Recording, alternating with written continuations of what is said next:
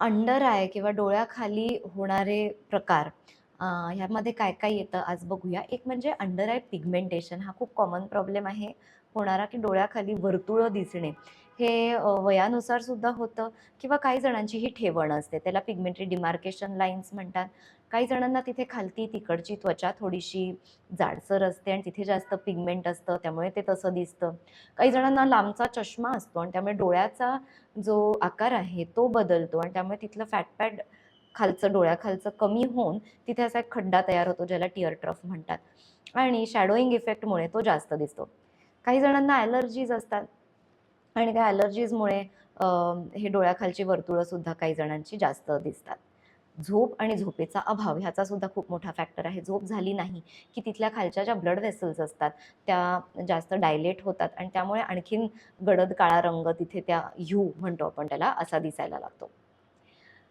आता बघायचं की हे कसं ट्रीट करता येईल. पहिले तर काही आयडेंटिफायबल कॉज की कशामुळे हे झालंय, हे एकदा कळलं की त्याच्यावरती आपल्याला काम करता येतं.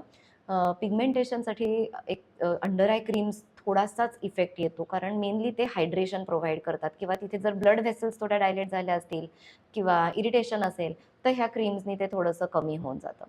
पण मेन इफेक्ट हा तर खरं व्यवस्थित झोप, 8 तास वेळेत जर झोप घेतली तर याचा सगळ्यात चांगला बेनिफिट येतो. दुसरं under eye tear trough character म्हणून फिलर येतं. ह्या फिलरनी तो जर खड्डा असेल तिथे, तो चांगल्या प्रकारे भरून येतो. अंडर आय केमिकल पील्स असतात. हे खूप माइल्ड सौम्य पील असतात. अर्जिनिन, लॅक्टिक ॲसिड असे ते पील्स असतात आणि ह्याचे मल्टिपल सेशन्स केले की जरा ते कंट्रोलमध्ये येतं, पण एका सेशनमध्ये असं पूर्णपणे जाईल असं नाही आहे.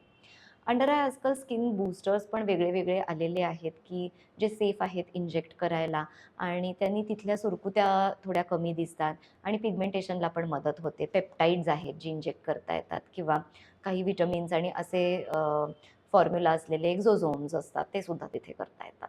काही जे आहेत हे ऑफ लेबल इंडिकेशन्स आहेत, काही आहेत ते अप्रूव्ड इंडिकेशन्स आहेत आणि मायक्रो निडलिंगसुद्धा तिथे कमी ह्याच्यावर केलं तर त्याचासुद्धा चांगला बेनिफिट येतो. हे सगळं करताना तज्ञ डॉक्टरांकडे जे ह्यात ट्रेंड आहे, डर्मेटॉलॉजिस्ट आहेत, यांच्याकडे हे सगळं करणं गरजेचं आहे.